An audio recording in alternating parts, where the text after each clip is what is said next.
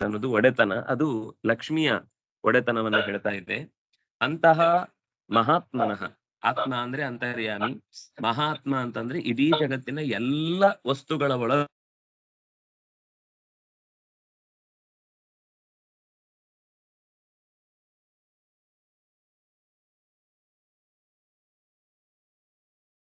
ಪ್ರಾಯೇಣ ದೂತಾಹ ಇಹ ವೈ ಮನೋಹರಾಹ. ಇಂತಹ ದೂತರು ಗುಣ ಸ್ವಭಾವದಿಂದ ಅತ್ಯಂತ ಸೌಮ್ಯರು, ರೂಪದಿಂದ ಲಾವಣ್ಯಯುಕ್ತರು.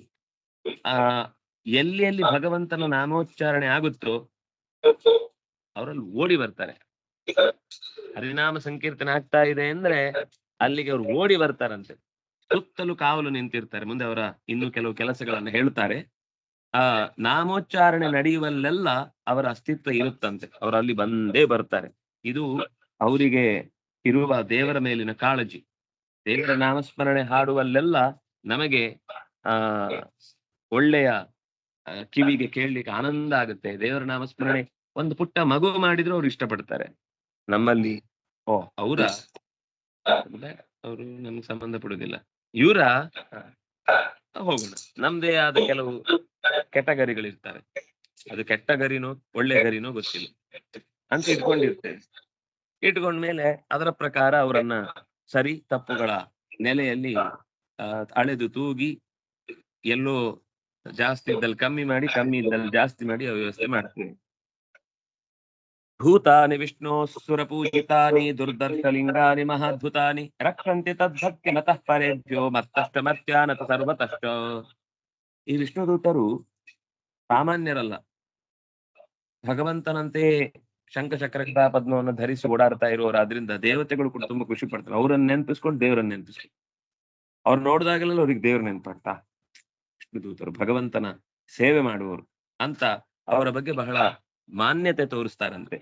ಸುರಪೂಜಿತಾನಿ, ಸುರರು ಕೂಡ ಅವರನ್ನ ಮೆಚ್ಚುತ್ತಾರೆ. ಆಮೇಲೆ ಅದ್ಭುತರವರು, ಸಾಮಾನ್ಯ ಅಲ್ಲ. ಭೂತಾನಿ ಅಂತಂದ್ರೆ ಭೂತಿಮಂತಹ, ಒಳ್ಳೆಯ ವಿಶೇಷವಾದ ಬೆಳಕಿನಿಂದ ಕೂಡಿದವರು, ಬೆಳೆಯುತ್ತಿರುವವರು, ಬೆಳೆಸುವವರು ಕೂಡ. ಆದ್ರೆ ದುರ್ದರ್ಶ ಲಿಂಗಾನಿ, ಸುಲಭದಲ್ಲಿ ಅವರು ಪುಣ್ಯವಂತರಿಗೆ ಮಾತ್ರ ಕಾಣಿಸ್ತಾರೆ. ಅಂದ್ರೆ ನಮ್ಗೊಂದು ಸೂಚನೆ ಗೊತ್ತಾಗುತ್ತೆ, ಆ ಅಜಾಮಿಳ ಪುಣ್ಯಜೀವಿ ಆಗಿದ್ದ ಅಂತ. ದುರ್ದರ್ಶ ಲಿಂಗಾನಿ, ಅವರು ಸುಲಭದಲ್ಲಿ ಕಾಣುವಂತವ್ರು ಅಲ್ಲವೇ ಅಲ್ಲ. ತಪಸ್ಸು ಮಾಡಿದ್ರೂ ಅವ್ರ ಪಕ್ಕದಲ್ಲಿ ಸಿಗುವಂತವ್ರಲ್ಲ. ಮಹಾ ಅದ್ಭುತ ಗುಣವಂತರು. ಮಹಾದ್ಭುತಾನಿ ತದ್ಭಕ್ತಿಮತಃ ಪರೇಭ್ಯ ರಕ್ಷಂತಿ. ಯಾರು ಭಗವಂತನ ಭಕ್ತಿಯನ್ನ ಶ್ರದ್ಧೆಯಿಂದ ನಡೆಸ್ತಾ ಇರ್ತಾರೋ ಅಂಥವರಿಗೆ ಪರೇಭ್ಯ, ಶತ್ರುಗಳಿಂದ ಏನಾದ್ರೂ ತೊಂದರೆ ಬಂದ್ರೆ ರಕ್ಷಂತಿ, ಅವರೇ ರಕ್ಷಣೆ ಕೊಡುತ್ತಾರೆ.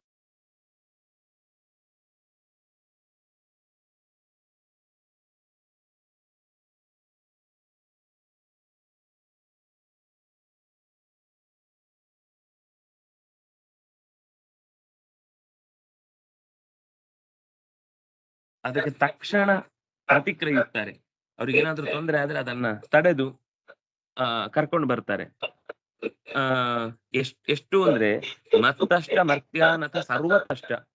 ಬೆಂಕಿ ಬಿದ್ರೆ, ವಿಷ ಆಯ್ತು ಅಂದ್ರೆ, ಪ್ರಾಕೃತಿಕ ವಿಕೋಪ ಆಯ್ತು ಅಂದ್ರೆ, ಅಥವಾ ರೋಗದ ಬಾಧೆ ಅವರಿಗೆ ಅನ್ವಯಿಸದೇ ಇದ್ದದ್ದು ಕಾಡಿದ್ರೆ, ಅಥವಾ ಸಾರ್ವಜನಿಕವಾಗಿ ಎಲ್ಲರಿಗೆ ತೊಂದರೆ ಆಗುವ ಹಾಗೆ ಅವರಿಗೂ ಒಂದು ಅಪಾಯ ಉಂಟಾದ್ರೆ, ಅಂತ ಸಂದರ್ಭದಲ್ಲಿ ಅವರೆಲ್ಲ ಒಂದು ಸ್ಪೆಷಲ್ ಟಾಸ್ಕ್ ಫೋರ್ಸ್ ಅನ್ನ ತಗೊಂಡು ಬಂದು ವಿಷ್ಣು ಭಕ್ತರನ್ನ ಎತ್ಕೊಂಡು ಹೋಗ್ತಾರೆ. ಅಥವಾ ಇನ್ನೇನೋ ಒಂದು ರೀತಿಯಲ್ಲಿ ಅವರಿಗೆ ಏನು ಮಿರಾಕಲ್ ಅಂತ ನಾವು ಶಬ್ದಗಳನ್ನ ಬಳಸ್ತೇವಲ್ಲ, ಸಾಧ್ಯವೇ ಇಲ್ಲ ರೀ ಬದುಕ್ಲಿಕ್ಕೆ. 8 ಕಟ್ಟಡದ ಅಡಿಯಲ್ಲಿ 8 ಗೇಣಿನ ದೇಹ ಬಿದ್ದು ಅದರ ನೆಂಟಸ್ತಿಕೆನೇ ಇಲ್ಲ. ಈ ಮೂಳೆಗಳಿಗೆ ಎಲ್ಲ ಗಂಟಾಗಿ ಬಿದ್ದಿದ್ದು ತುಂಡಾಗಿ ಹೋಗ್ಬೇಕಿತ್ತು. ಆದ್ರೂ ಬದುಕಿದ್ದಾರೆ ಆ ಕಟ್ಟಡದ ಅಡಿಯಲ್ಲಿ. ನಾರಾಯಣ ನಾರಾಯಣ ನಾರಾಯಣ ಅಂತ ಜಪಿಸ್ತಾ ಇದ್ದ ಅಂತ ಅನ್ಸುತ್ತೆ. ಅಥವಾ ಯಾವುದೋ ಕಾಲದಲ್ಲಿ ಜಪಿಸಿದ ಪುಣ್ಯ ಬಾಕಿ ಇತ್ತು. ಅವನು ಕಟ್ಟಡದ ಕೆಳಗಡೆ ಕಡೆಗೆ ಅವನೇನು ಯಾರನ್ನು ತಮಾಷೆ ಮಾಡಬೇಕು ಅಂತ ಅಡಗ್ಲಿಕ್ಕೋಸ್ಕರ ಕಬಾಟ್ ಬಾಗಿಲು ತೆಗೆದರೊಳಗೆ ಹೋಗಿ ಕೂತ್ ಬಿಟ್ಟಿದ್ದಾನೆ. ಆಗ ಇಡೀ ಮನೆ ಬಿದ್ದೋಗಿದೆ. ಕಬಾಟ್ನೊಳಗೆ ಎಲ್ಲ ಬಿದ್ದ್ಬಿಟ್ಟಿದೆ. ಎಂತ ಶಬ್ದ ಆಗಿದನು ಹೊರಗೆ ಬರ್ಲಿಕ್ಕೆ ಆಗ್ತಿಲ್ಲ ಅಷ್ಟೇ. ಬೊಬ್ಬೆ ಹೊಡಿತಾ ಇದ್ದಾನೆ.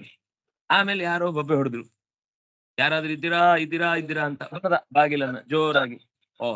ಯಾವ್ದೋ ಇಲಿನೋ ಹೆಗ್ಗಣನೋ ಕೂತಿದೆ ಅಂತ ಅನ್ಕೊಂಡಿದ್ರು ಫಸ್ಟ್. ಆಮೇಲೆ ಹೋಗಿ ನೋಡಿದ್ರೆ ಬಾಗಿಲು ತೆಗೆದ್ರೆ ಇವುದೇ ದೊಡ್ಡ ಹೆಗ್ಗಣ. ನಾರಾಯಣ ನಾರಾಯಣ ಅಂತ ಬೊಬ್ಬೆ ಹೊಡಿತಾ ಇದೆ. ಕೊನೆಗೆ ಅವನನ್ನು ರಕ್ಷಿಸಿದ್ರು. ಇಂಥದ್ದು ಅನೇಕ ಪ್ರಸಂಗಗಳು ನಮ್ಗೆ ನೋಡ್ಲಿಕ್ಕೆ ಸಿಗುತ್ತೆ. ಆಶ್ಚರ್ಯ ಆಗುತ್ತೆ, ಬದುಕಿ ಬರ್ಲಿಕ್ಕೆ ಸಾಧ್ಯ ಇಲ್ಲ ಅನ್ನುವಂಥದ್ದು. ಆ ನಾವ್ ಒಂದ್ಸರ್ತಿ ಎಲ್ಲಿಂದನೂ ಬರ್ಬೇಕಾದ್ರೆ ಚೆನ್ನೈಯಿಂದ ಅಂತ ಅನ್ಸುತ್ತೆ, ರಾತ್ರಿ ಸುಮಾರು 12 ಗಂಟೆ, ಕರೆಕ್ಟ್ ಒಳ್ಳೆ ಟೈಮ್ ಅದು. ರಾತ್ರಿ 12 ಗಂಟೆ ಅಂದ್ರೆ ಬಹಳ ಅದ್ಭುತ ಸಮಯ. ಹೈವೇಯಲ್ಲಿ ಬರ್ಬೇಕಾದ್ರೆ ಒಂದು ಕ್ಷಣ ನಮ್ಮ ಜೊತೆಗಿದ್ದ ಮಿತ್ರ ಕಣ್ಕೂರಿದ ಹೀಗೆ ಒಂದೇ ಸೆಕೆಂಡ್. ಚೆನ್ನಾಗಿ ಒಳ್ಳೆ ರೀತಿಯಿಂದ ಗಾಡಿ ಓಡ್ತಾ ಇತ್ತು. ಒಂದ್ ಸೆಕೆಂಡ್ ಹಿಂಗ್ ಅಂದಿದ್ದಕ್ಕೆ ಕಾರ್ ಮೇಲೆ ಹಾರ್ಬಿಡ್ತು, ಡಿವೈಡರಿಗೆ ತಾಗಿ. ಹಾರಿ ರಸ್ತೆ ಮಧ್ಯದಲ್ಲಿ ಗೀರ್ಕೊಂಡು ಹೋಗಿದೆ. ನಮ್ಗೆಲ್ಲ ಕೆಟ್ಟ ಸ್ಮೆಲ್ಲು ಪೆಟ್ರೋಲ್ ಇದ್ದು. ಅಷ್ಟು ಗೀರಿದೆ, ಒಂದು ಕಿಡಿ ಗಾಡಿಗೆ ಹಿಡಿಲಿಲ್ಲ. ಆಮೇಲೆ ಯಾರೋ ಬಂದು ಎತ್ತ ಹಾಕಿದ್ರು, ಒಳಗಿದ್ದವರೆಲ್ಲ ಸತ್ತೋಗಿದ್ದಾರೆ ಅನ್ಕೊಂಡ್ಬಿಟ್ಟಿದ್ದಾರೆ. ನಾವೇ ಇದ್ವಿ ಎಲ್ಲ ಭೂತಗಳು, 4 ಜನ. ಒಬ್ರಿಗೆ ಮಾತ್ರ ಒಂಚೂರು ಕಾಲಿಗೆ ಗಂಟಿಗೆ ಒಂಚೂರು ಪೆಟ್ಟಾಗಿತ್ತು. ಎಲ್ಲ ಗ್ಲಾಸ್ ಡೋರ್ ಹೊಡೆದೋಗಿದೆ, ಗ್ಲಾಸ್ ನೆಜ್ಜುಗುಜ್ಜಾಗಿದೆ, ಬಾಗಿಲೆಲ್ಲ ಮೇಲಿನಿಂದ ಒತ್ಕೊಂಡ್ಬಿಟ್ಟಿದೆ. ಕೆಳಗಡೆ ಯಾರು ಅಪ್ಪಚ್ಚಿ ಮಾಡಿ ಚಿಟ್ಟಿ ಮಾಡಿಬಿಟ್ಟಿದ್ದಾರೆ ಅಂತ. ಅವನು ಗ್ಯಾರೇಜ್ ನವ್ನು ಕೇಳಿದೆ, ಎಷ್ಟು ಹೋಯ್ತು ಸಾರ್, ಎಷ್ಟು ಮಟಾಶ್ ಆಯ್ತು ಅಂತ. ಎಲ್ಲ ನನ್ ಮುಂದೆನೆ ಇದ್ದೀನಿ ನೋಡಿ, ಭೂತಗಳೆಲ್ಲ ಬಂದು ನಿನ್ನನ್ನೇ ಕರ್ಕೊಂಡು ಬಂದಿರುದು ನಾವು ಅಂದ. ಅಂದ್ರೆ ನಾವ್ ಏನಾಯ್ತು ಅಂದ್ರೆ ಆಗ ತಾನೇ ಅಲ್ಲಿ ಒಂದು ನರಸಿಂಹದೇವರ ಗುಡಿಯನ್ನು ನೋಡ್ಕೊಂಡು ಹೊರಟಿದ್ವಿ. ದಾರಿಯುದ್ದಕ್ಕೂ ಪಾರಾಯಣ ಮಾಡ್ತಾ ಇದ್ವಿ. ಅದು ಯಾವಾಗ್ಲೂ ಸ್ವಲ್ಪ ಭಯ ಆದಾಗ ಅಥವಾ ಏನೋ ತೊಂದರೆ ಆದಾಗ ನಾರಾಯಣ ಅನ್ನೋದು. ಅವತ್ ಯಾಕೋ ಎಲ್ರು ನರಸಿಂಹ ಅಂತ ಬೊಬ್ಬೆ ಹೊಡೆದ್ವಿ, ಅಂದ್ರೆ ತಾಗಿದ ತಕ್ಷಣ. ಅದು ಆಗ ತಾನೇ ನರಸಿಂಹನ ನೋಡಿ ಬಂದಿದ್ದಲ್ಲ, ಒಂದೇ ಸರ್ತಿಗೆ ಭಯಕ್ಕೆ ಓ ಅಂತಂದ್ವಿ. ಹಿಂದುಗಡೆಯಿಂದ ಸಾವಿರಾರು ಗಾಡಿಗಳು, ಅದು ಯಾವ್ದು ಹೈವೇಯಲ್ಲಿ ಬರುವ ಗಾಡಿಗಳು ಯಾವ್ದು ನಿಲ್ಲಿಸ್ಕೊಂಡು ನೋಡ್ಕೊಂಡು ಹೋಗುದಿಲ್ಲ, ಹೊಡ್ಕೊಂಡು ಹೋಗ್ತಾರಷ್ಟೇ. ಅದೇನ್ ದೊಡ್ಡ ದೊಡ್ಡ ಗಾಡಿಗಳು. ಆದ್ರೂ ದೇವರ ರಕ್ಷಣೆ ಅಂತ ಅನ್ನೋದು ಇದೆ ಅನ್ನೋದಕ್ಕೆ ಇವತ್ತು ಕುಂಕುಮ ಹಾಕದ ಫೋಟೋ ನಿಮ್ಗೆ ಸಿಗ್ಲಿಲ್ಲ ಅಂದ್ರೆ ಅದಕ್ಕೆ ಕಾರಣ ದೇವರ ರಕ್ಷೆ. ಇಲ್ಲ ಅಂದ್ರೆ ಶ್ರದ್ಧಾಂಜಲಿ ಇದ್ರಲ್ಲಿ ಒಂದ್ ಫೋಟೋ ಇರ್ತಿತ್ತು, ನಿಮ್ಮ ಪಾಠಕ್ಕೂ ಸಿಗ್ತಿರ್ಲಿಲ್ಲ ಯಾರಿದು. ಹಾಗೆ ಒಂದು 5-6 ವರ್ಷದ ಮೇಲಾಯ್ತು. ಹಾಗೆ ಭಗವಂತನ ರಕ್ಷಣೆ ಅನ್ನೋದು ಅನ್ಯಾದೃಶ, ನಾವು ಅದನ್ನು ಊಹಿಸ್ಲಿಕ್ಕೂ ಸಾಧ್ಯ ಇಲ್ಲ. ಅದನ್ನ ನಾವು ಆದ್ರೆ ಅಲ್ಲೂ ಒಂದು ನ್ಯಾಯಯುತವಾದ ಕಾರ್ಯಕಾರಣ ಭಾವ ಇರುತ್ತೆ. ನಮ್ಗೆ ಅರ್ಥೈಸಿಕೊಳ್ಳಿಕ್ ಆಗುದಿಲ್ಲ ಅಷ್ಟೇ. ಅವನಿಗೆ ರಕ್ಷಿಸ್ಬೇಕು ಅಂತ ಬಂದಾಗ ಮಿರಾಕಲ್ ಮಾಡಿ ಅಂದ್ರೆ ಮ್ಯಾಜಿಕ್ ಮಾಡಲ್ಲ ದೇವರು, ಆದ್ರೆ ಬದುಕಿಸ್ತಾನೆ ಅಥವಾ ರಕ್ಷಿಸ್ತಾನೆ ಯಾವುದೋ ಒಂದು ರೀತಿಯಲ್ಲಿ. ಧರ್ಮಂತು ಸಾಕ್ಷಾತ್ ಭಗವತ್ ಪ್ರಣೀತಂ ನ ವೈ ವಿದುರ್ಋಷಯೋ ನಾಪಿ ದೇವಾಃ ನ ಸಿದ್ಧ ಮುಖ್ಯಾಃ ಅಸುರಾ ಮನುಷ್ಯಾಃ ಕುತೋನು ವಿದ್ಯಾಧರ ಚಾರಣಾದಯ. ಈ ಪಾಪಿಯನ್ನ ಅಂದ್ರೆ ಈ ಅಜಾಮಿಳನನ್ನ ಯಾಕೆ ರಕ್ಷಿಸಿದ್ರು ಅಂತ ನಮ್ಗೊಂದು ದೊಡ್ಡ ಪ್ರಶ್ನೆ. ನಮ್ಮ ಪ್ರಕಾರ ಪಾಪಿ, ಅಧರ್ಮಿಷ್ಠ, ಅವನಲ್ಲಿ ನೋಡಿದ್ರೆ ಸ್ನಾನ ಮಾಡಿ ಬರ್ಬೇಕು ಅನ್ನುವಷ್ಟು ಅಪರಾಧದ ಪಟ್ಟಿ ನೋಡಿದ್ರು ಕೈ ತುಳ್ಕೊಳ್ಬೇಕು ಬರೆಯುವವನಿಗೆ, ಅಂತ ಅನರ್ಥ. ಅಂಥವನನ್ನೂ ಕೂಡ ರಕ್ಷಿಸಿದ್ರು. ಯಾಕೆ ಅಂದ್ರೆ ಅವನು ಪಾಪಿ ಆಗಿರ್ಲಿಲ್ಲ, ಅವನು ಅತ್ಯಂತ ಪುಣ್ಯವಂತನಾಗಿದ್ದ. ಯಾಕೆಂದ್ರೆ ಯಾವುದು ಪುಣ್ಯ ಯಾವುದು ಪಾಪ, ಯಾವಾಗಿದ್ದು ಪುಣ್ಯ ಯಾವಾಗಿದ್ದು ಪಾಪ, ಇದೆಲ್ಲ ವ್ಯವಸ್ಥೆ ಮಾಡುವವನು ಭಗವಂತ. ಧರ್ಮಂತು ಸಾಕ್ಷಾತ್ ಭಗವತ್ ಪ್ರಣೀತಂ. ಅವನು ಇವತ್ತಿದ್ ಈ ಕ್ಷಣದ ಮಾತ್ರ ನೋಡಲ್ಲ, ಅದರ ಅರ್ಥ ಬೇಕಾದ್ ಮಾಡ್ತಾನೆ ಅಂತ ಅರ್ಥ ಅಲ್ಲ, ಇಷ್ಟ ಬಂದದ್ದೆಲ್ಲ ಮಾಡ್ತಾನೆ ಅಂತ ಅರ್ಥ ಅಲ್ಲ. ಅವನಿಗೆ ಹಿಂದಿನ ಮುಂದಿನ ಬದುಕಿನ ಎಲ್ಲಾ ಪುಟಗಳು ಕೂಡ ಸ್ವಚ್ಛ ಈ ಕ್ಷಣದಲ್ಲಿ ತೆರೆದಿಟ್ಟಂತೆ. ಪ್ರತಿಯೊಂದು ಜೀವಿಗಳದ್ದು, ಪ್ರತಿಯೊಂದು ಕಾಲದ್ದು, ಪ್ರತಿಯೊಂದು ವಯಸ್ಸಿಗೆ ತಕ್ಕಂತೆ ಅವರ ಪಾಪಗಳನ್ನ ಪುಣ್ಯಗಳನ್ನ ಬಟವಾಡೆ ಮಾಡುವ ವ್ಯವಸ್ಥೆ ಭಗವಂತನದ್ದು. ಈಗ ಹಿಂದಿನ ಜನ್ಮದಲ್ಲಿ ಯಾವುದೋ ಒಂದು ಎಳವೆಯಲ್ಲಿ ಮಾಡಿದ ಪಾಪ ಆಗಿದ್ರೆ ಅದನ್ನು ಎಳವೆಯಲ್ಲೇ ಶಿಕ್ಷೆ ಕೊಡುತ್ತೆ. ಬೆಳೆದಾದ ಮೇಲೆ ಮಾಡಿದ್ರೆ ಬೆಳೆದ ಸಮಯದಲ್ಲೇ ಆ ದೋಷವನ್ನು ಅಲ್ಲೇ ಅನುಭವಿಸ್ತಾನೆ. ಅದ್ರ ಕಾಲಕ್ಕೂ ವ್ಯವಸ್ಥೆ ಇದೆ. ಅವನು ಯಾವ ಕಾಲದಲ್ಲಿ ಮಾಡಿರ್ತಾನೆ ಅದೇ ಕಾಲದಲ್ಲಿ ಅನುಭವಿಸ್ತಾನೆ, ಯಾವ ಜಾಗದಲ್ಲಿ ಮಾಡಿರ್ತಾನೆ ಅದೇ ಜಾಗದಲ್ಲಿ ಅಂತಾನೆ, ಯಾವ ವಸ್ತುಗಳಲ್ಲಿ ಹಾನಿ ಮಾಡಿರ್ತಾನೋ ಅದೇ ವಸ್ತುಗಳಿಂದ ಅವನಿಗೂ ಹಾನಿ ಉಂಟಾಗುತ್ತೆ. ಇದು ಲೆಕ್ಕಾಚಾರದ ಅತ್ಯಂತ ವ್ಯವಸ್ಥಿತವಾದ ಸ್ಥಿತಿ. ಅದರಿಂದಾಗಿ ಭಗವಂತ ಪಾಪ ಪುಣ್ಯಗಳ ವ್ಯವಸ್ಥೆ ಮಾಡಿ ಯಾರನ್ನ ರಕ್ಷಿಸ್ಬೇಕೋ ಅವರನ್ನು ರಕ್ಷಿಸ್ತಾರೆ. ಆದ್ರೆ ನ ಸಿದ್ಧ ಮುಖ್ಯ ನ ಋಷಯ ನಾಪಿ ದೇವಾಹ. ದೇವತೆಗಳಾಗ್ಲಿ ಋಷಿಗಳಾಗ್ಲಿ ಸಿದ್ಧರಾಗ್ಲಿ ಚಾರಣರಾಗ್ಲಿ ವಿದ್ಯಾಧರರಾಗ್ಲಿ ಮುನಿಗಳಾಗ್ಲಿ ಯಾರ್ಯಾರ ಧರ್ಮದ ಬಟ್ಟೆಯನ್ನ ತೊಟ್ಟು ನಾವೇ ಧರ್ಮಿಷ್ಠರು ಅಂತ ಹೇಳಿಕೊಳ್ಳುವ ನಾಟಕದ ಕಂಪನಿಯವರಾದ್ರೂ ಆಗ್ಲಿ, ಯಾರಿಗೂ ಏನು ಅಂತಾನೆ ಅರ್ಥ ಆಗಲ್ಲ.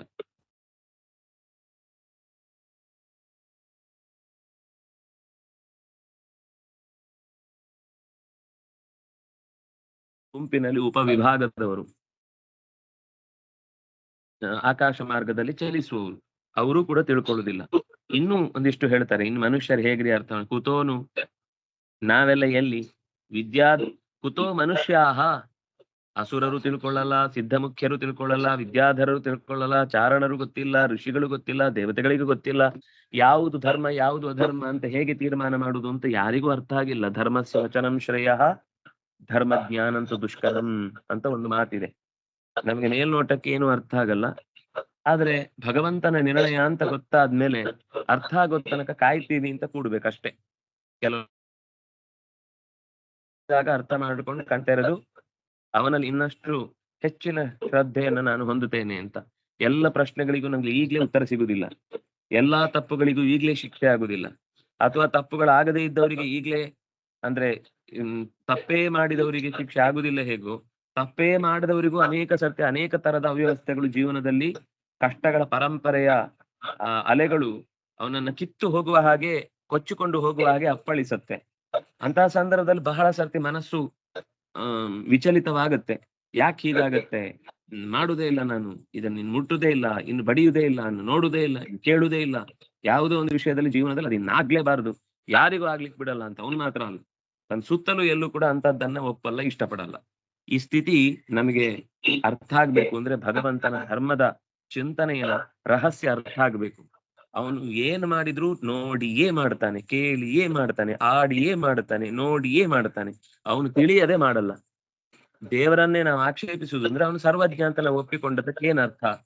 ಅದರಿಂದಾಗಿ ಕುತೋನು ಮನುಷ್ಯಾಹ, ನಾವು ಸಾಮಾನ್ಯ ಮನುಷ್ಯರು ಅವನ ಬಗ್ಗೆ ಎಲ್ಲಿ ಅರಿಲಿಕ್ಕೆ ಸಾಧ್ಯ ಆಗುತ್ತೆ?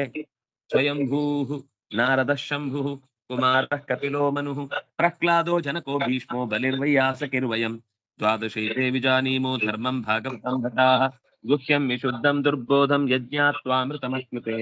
ಸ್ವಲ್ಪ ನಮಗೆ ಗೊತ್ತಿದೆ. ಯಾರಿಗೆಲ್ಲ ಗೊತ್ತಿದೆ ಅಂತ ಧರ್ಮದರ್ಶಿಗಳ ಹೆಸರನ್ನ ಹೇಳ್ತಾರೆ. ಧರ್ಮದರ್ಶಿಗಳು ಯಾರು ಅಂದ್ರೆ ಸ್ವಯಂಭೂ, ಧರ್ಮವನ್ನ ಚೆನ್ನಾಗಿ ಪರಿಗಣಿಸುವವನು ಯಾರು? ಚತುರ್ಮುಖ, ಸ್ವಯಂ ಆಗಿರುವ ಭಗವಂತನಿಂದ ಭವತಿ, ಯಾರು ಪರಮಾತ್ಮನ ಹೊಕ್ಕಳಿನಿಂದ ಹುಟ್ಟಿ ಬಂದು ಅವನು ಸ್ವಯಂಭೂ. ಭಗವಂತನಿಗೆ ಸ್ವಯಂ ಅಂತ ಹೆಸರು, ಸ್ವಯಂನಿಂದ ಹುಟ್ಟಿದವ ಸ್ವಯಂಭೂ. ಆದ್ರಿಂದಾಗಿ ಎರಡನೇದು ನಾರದರು, ಯಾಕೆಂದ್ರೆ ಚತುರ್ಮುಖನಿಗೆ ಉಪದೇಶ ಮಾಡಿದ್ದು. ಆಮೇಲೆ ಶಂಭು, ರುದ್ರದೇವನಿಗೆ ಧರ್ಮದ ಬಗ್ಗೆ ತಿಳುವಳಿಕೆ ಇದೆ. ಆಮೇಲೆ ಕುಮಾರ ಅಂದ್ರೆ ಸನತ್ ಕುಮಾರ. ಆಮೇಲೆ ಕಪಿಲ ವಾಸುದೇವ, ಭಗವಂತನ ರೂಪ. ಮನು, ಈ ಮನ್ವಂತರದ ಅಧಿಪತಿಗಳು. ಪ್ರಹ್ಲಾದ, ನರಸಿಂಹನ ಮೇಲೆ ಉಗ್ರಾವತಾರ ತಾಳಿದವ, ನೀನೇನು ನನಗೆ ವರ ಕೊಡ್ತೇನೆ ಅಂತ ಹೇಳುದು, ವ್ಯಾಪಾರ ಮಾಡ್ಲಿಕ್ಕೆ ಬಂದಿದ್ಯಾ ಅಂತ ಬೈದವನು. ಜನಕ, ಯಾಗಗಳ ಮೂಲಕ ಯಾಜ್ಞವಲ್ಕ್ಯರನ್ನ ಪ್ರಶ್ನಿಸಿ ಉತ್ತರವನ್ನ ಪಡೆದ ಧೀಮಂತ ಅಂದ್ರೆ ರಾಜರ್ಷಿ ಅವನು. ಭೀಷ್ಮ, 800 ವರ್ಷಗಳ ಕಾಲ ನಿರಂತರ ಜಗತ್ತಿನ ಆಗು ಹೋಗುಗಳನ್ನ ನೋಡಿ ನೋಡಿ ನೋಡಿ ನೋಡಿ ಅನುಭವದಿಂದ ಕಲಿತವರು. ಬಲಿಹಿ, ಇದೇ ಹಿರಣ್ಯಕಶಿಪುವಿನ ಮನೆತನದವನೇ, ಅವನಪ್ಪ ವಿರೋಚನ, ಬಲಿಯ ಅಪ್ಪ. ಅದೇ ನೋಡಿ, ಹಿರಣ್ಯಕಶಿಪುವಿನ ಮಗ ಪ್ರಹ್ಲಾದನ ಮಗ ವಿರೋಚನ, ಅವನು ಪರಮ ದುಷ್ಟ ಆಗಿದ್ದ. ಆಮೇಲೆ ವಿರೋಚನನ ಮಗ ಬಲಿ, ಅವನು ಭಕ್ತನಾಗಿ ಬಿಟ್ಟ. ಒಬ್ಬ ದುಷ್ಟ, ಒಬ್ಬ ಭಕ್ತ, ಒಬ್ಬ ದುಷ್ಟ, ಒಬ್ಬ ಭಕ್ತ. ಈಗ ಅವರೇನೋ ಮಾತಾಡ್ಕೊಂಡಿದ್ರು, ನೀನ್ ಆಮೇಲೆ ಹೋಗಿ ನಾನ್ ಮೊದ್ಲು ಬರ್ತೇನೆ ಅಂತ. ಹಾಗೆ ವಿರೋಚನನ ನಂತರ ಬಂದವ ಬಲಿ. ಆಮೇಲೆ ವೈಯಾಸಕಿ ಅಂದ್ರೆ ವ್ಯಾಸರ ಮಗ, ಶುಕಾಚಾರ್ಯರು. ಆಮೇಲೆ ವಯಂ, ಕೊನೆಗೆ ತನ್ನ ಹೆಸರು ಹೇಳ್ಕೊಳ್ತಾರೆ, ಯಮದೂತ. ಆಮೇಲೆ ನಾನೊಬ್ಬ ಇದ್ದೇನೆ ಚೂರು, ಧರ್ಮ ಅಂತ ನಂಗೆ ಹೆಸರಿಟ್ಟದ್ದೇ ಅದಕ್ಕೋಸ್ಕರಪ್ಪ. ಧರ್ಮಾಧರ್ಮಗಳನ್ನು ವಿವೇಚನೆ ಮಾಡಿದ್ರೆ ಯಾರನ್ನು ಜೀವ ಎತ್ಕೊಂಡು ಬರಬೇಡ, ಯಾಕಂದ್ರೆ ಅವರು ಆಯುಷ್ಯ ಒಂದೊಂದು ಕ್ಷಣವೂ ಕೂಡ ಅತ್ಯಂತ ತಸ್ಯರ್ತೆ ಯಕ್ಷಣೋನೀತಃ ಸಮಯೇವ ಹಿ ಕೇವಲಂ.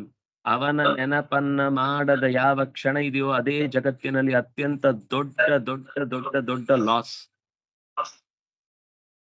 ಇನ್ಯಾವುದು ಲಾಸ್ ಅಲ್ಲ. ಕೋಟಿಗಟ್ಟಲೆ ವ್ಯವಹಾರ ಬಿದ್ದೋಯ್ತು ಅಂದ್ರೆ ಅದು ಲಾಸ್ ಅಲ್ಲ ಅಂತಾರೆ. ನಿಂಗ ಆ ಕ್ಷಣದಲ್ಲಿ ಭಗವಂತ ನೆನಪಾಯ್ತಾ, ಅದರ 10 ಪಟ್ಟು ಪುಣ್ಯವನ್ನ, ಅದರ 10 ಪಟ್ಟು ಸಂಪತ್ತನ್ನ ನಿನಗೆ ಗಳಿಸ್ಲಿಕ್ಕೆ ಶಕ್ತಿ ಬರುತ್ತೆ ಅಂತ. ಅಂದಾಗಿ ಹೊರಗಿನ ಮೆಟೀರಿಯಲ್ ವರ್ಲ್ಡ್ ಏನಿದೆ, ಅದರ ಸಂಪತ್ತಿನ ಲೆಕ್ಕಾಚಾರಗಳೇನಿವೆ, ಅದು ಭಗವಂತನ ನೆನಪಿಲ್ಲದೆ ಕಳೆಯುವ ಕ್ಷಣದ ಮುಂದೆ ಏನೂ ಅಲ್ಲ. ಅದೇ ದೊಡ್ಡ ಸಂಪತ್ತು, ಅದೇ ದೊಡ್ಡ ನಷ್ಟ. ಹಾಗಾಗಿ ನಷ್ಟದ ವಿಚಾರಕ್ಕೆ ಬಂದಾಗ ಏನು ಅಂತ ತಿಳಿದು ಮಾತಾಡಬೇಕು ಅಂತ ನನಗೆ ಭಗವಂತ ಧರ್ಮದ ಉಪದೇಶವನ್ನು ಮಾಡಿದ್ದಾನೆ. ನಾವು ಚರ್ಚೆಯಲ್ಲಿ ತುಂಬಾ ಬಾರಿ ಧರ್ಮ ಅಂದ್ರೆ ಏನು, ಅಧರ್ಮ ಅಂದ್ರೆ ಏನು, ಯಾವ ರೀತಿ ಧರ್ಮ ಆಗುತ್ತೆ ಅಂತೆಲ್ಲ ಮೀಟಿಂಗ್ ಮಾಡಿಯೇ ಆಮೇಲೆ ನಾವು ಪಾಶಗಳನ್ನು ತಗೊಂಡು ಭೂಮಿಗೆ ನಮ್ಮ ನಿತ್ಯದ ಬೆಳಗಿನಿಂದ ರಾತ್ರಿಯ ತನಕ ಅಥವಾ ರಾತ್ರಿಯಿಂದ ಬೆಳಗಿನ ತನಕ ನಮ್ಮ ಪಾಳಿಯನ್ನ ಮಾಡ್ಕೊಳ್ಳಿಕ್ಕೆ ಹೊರಗೆ ಬರುತ್ತೇವೆ ನಾವು. ದ್ವಾದಶೀತೆ ವಿಜಾನೀಮ, ಈ 12 ಮಂದಿ ನಾವು ಸ್ವಲ್ಪ ಸ್ವಲ್ಪ ತಿಳಿದಿದ್ದೇವೆ. ಏನು? ಭಾಗವತಂ ಧರ್ಮಂ ವಿಜಾನೀಮಃ.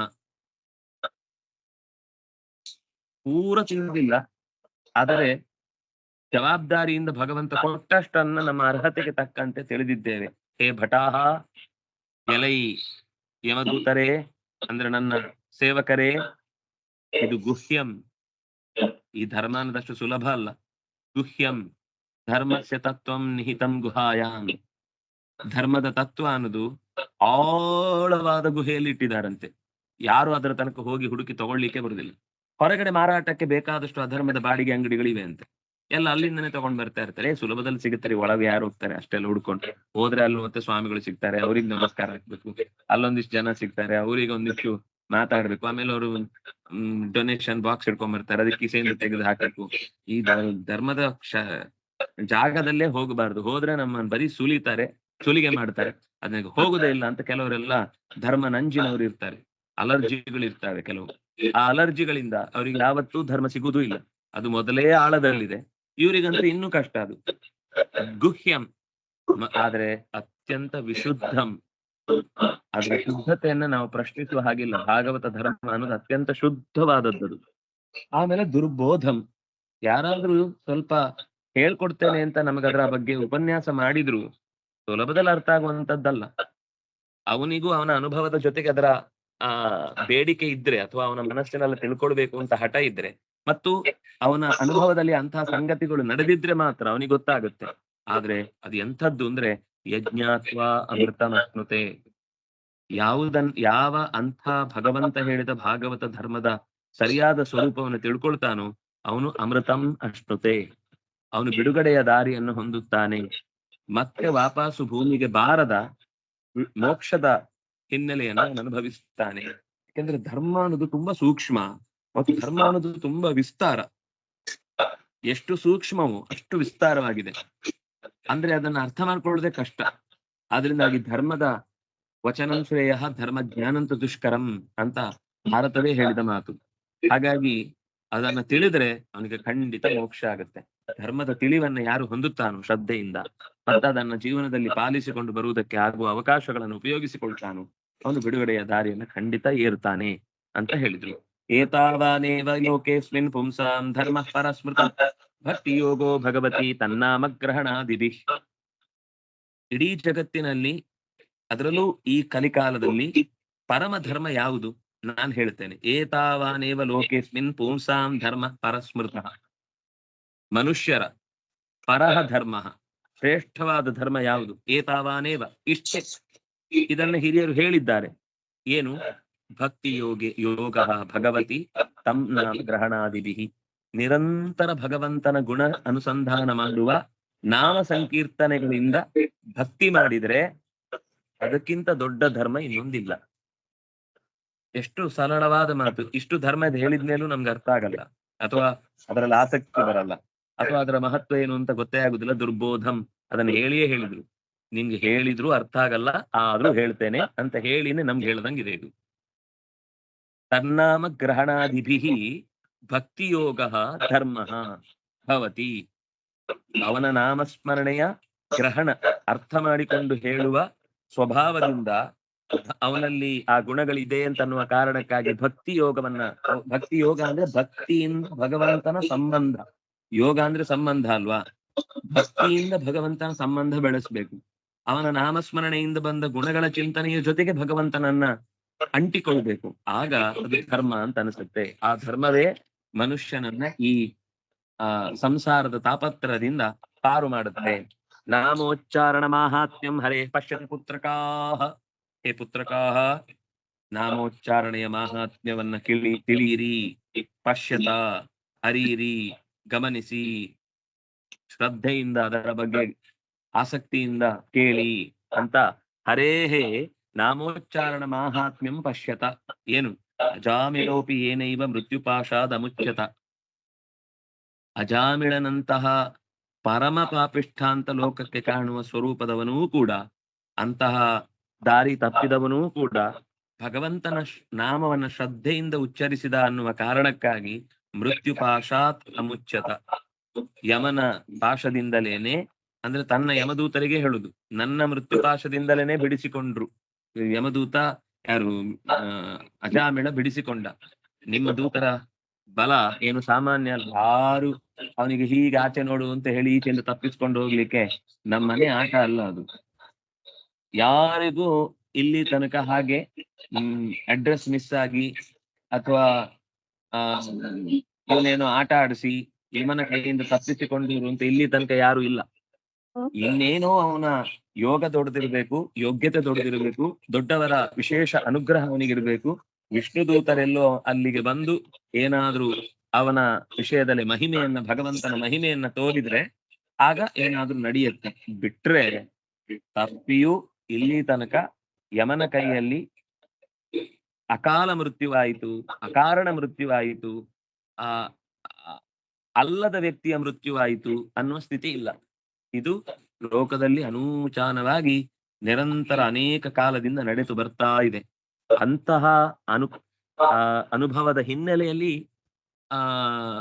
ಯಮ ದೂತರಿಗೆ ತನ್ನ ದೂತರಿಗೆ, ಬೇರೆ ಯಾರ ಹತ್ರ, ತಂದೆ ದೂತರಿಗೆ ತನ್ನ ಬಗ್ಗೆ ನಾನು ಯಾವತ್ತೂ ತಪ್ಪುದಿಲ್ಲ, ಆದ್ರೂ ಕೆಲವೊಂದು ಸರ್ತಿ ಭಗವಂತನ ದೂತರ ಕೈಗೆ ಬಂದಾಗ ಅದು ಅವನನ್ನು ಉದ್ಧಾರ ಮಾಡಬೇಕು ಅಂತ ದೊಡ್ಡವರು ದೊಡ್ಡ ಜಡ್ಜ್ಮೆಂಟ್ ಕೊಟ್ಟಾಗ ನಮ್ಮ ಚಿಕ್ಕ ಚಿಕ್ಕ ಜಡ್ಜ್ಮೆಂಟ್ ಗಳನ್ನ ತಟ್ಟೆಯಲ್ಲಿ ಒಳಗಿಟ್ಟು ಮುಚ್ಚಿಟ್ಕೊಳ್ಬೇಕು, ಬೇರೆಯವ್ರ ಹತ್ರ ಮಾತಾಡ್ಲಿಕ್ಕೆ ಹೋಗ್ಬಾರ್ದು ಅಂತ ಅವನೇ ಹೇಳ್ತಾನೆ. ನಾವ್ ಇದನ್ನ ಯಾವತ್ತೂ ಕೂಡ ಡಿಸ್ಕಸ್ ಮಾಡಲ್ಲ, ಯಾಕಂದ್ರೆ ಅವ್ರಿಗೆ ಗೊತ್ತಿದೆ ದೇವ್ರು ಮಾಡಿದ್ಮೇಲೆ ಅದ್ರಲ್ಲಿ ಸರಿಯೇ ಇರುತ್ತೆ. ದೊಡ್ಡವ್ರು ಏನ್ ಬೇಕಾದ್ರೂ ಮಾಡ್ಬೋದ್ರಿ ಅಂತ ಕೆಲವರು ಹಾಗೆ ಮೂಗು ಮುರಿದು ಮಾತಾಡುದಿದೆ. ಅವ್ರು ಏನ್ ಮಾಡಿದ್ರು ನಡೆಯುತ್ತೀರಿ. ಬಡವರು ಕಾನೂನು ಪಾಲಿಸ್ತಾರೆ, ದೊಡ್ಡವರಿಗೆ ನ್ಯಾಯಾಧೀಶರು ಸಿಗ್ತಾರೆ, ಆದ್ರಿಂದಾಗಿ ಏನ್ ಬೇಕಾದ್ರೂ ಆಗತ್ತೆ ಜಗತ್ತಲ್ಲಿ. ಇದೆಲ್ಲ ಲೋಕದ ಮಾತು. ಲೋಕಾತೀತನ ದೆಸೆಯಲ್ಲಿ ಈ ಮಾತುಗಳಿಗೆಲ್ಲ ಅವಕಾಶ ಇಲ್ಲ, ಅಂತಹದ್ದು ಅವಕಾಶ ಬರುವುದೂ ಇಲ್ಲ. ಆದ್ರಿಂದ ಬಹಳ ಎಚ್ಚರದಿಂದ ಭಗವಂತನ ಕುರಿತಾದ ಮಾತುಗಳನ್ನ ಇಲ್ಲಿ ನಿರೂಪಣೆ ಮಾಡಿದ್ರು.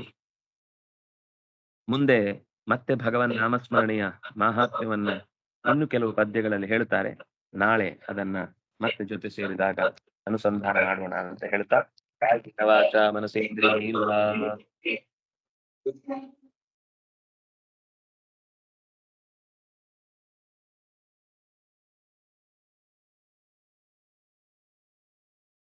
ತಪಸ್ವಿನೋ ದಾನಪರಾಯ ತಸ್ವಿನೋ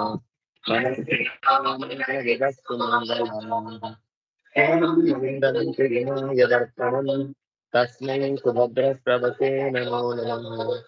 ಬ್ರಹ್ಮಾರ್ಪಣಂ ಬ್ರಹ್ಮಹರಿಃ ಬ್ರಹ್ಮಾಗ್ನೋ ಬ್ರಹ್ಮಣಾಹುತಂ ಬ್ರಹ್ಮೇಣ ತೇನ ಗಂತವ್ಯಂ ಬ್ರಹ್ಮಸಮಾಧಿಯಾ ಸತ್ ಸುಖಿನಃ ಸರ್ವೇ ಸಂತು ನಿರಾಮಯಾಃ ಸರ್ವೇ ಭದ್ರಾಣಿ ಪಶ್ಯन्तು ಮಾ ಕಶ್ಚಿತ್ ದುಃಖಭಾಗ್ ಭವೇತ್. ಧರ್ಮಸ್ಯ ವಿಜಯೋ ಭೂಯಾತ್ ಅಧರ್ಮಸ್ಯ ಪರಾಜಯಃ ತದ್ಭಾವನಾ ಪ್ರಾಣಭೃತಾಂ ಭೂಯಾತ್ ವಿಶ್ವಸ್ಯ ಮಂಗಲಂ. ಶ್ರೀಕೃಷ್ಣಾರ್ಪಿತಮಸ್ತು.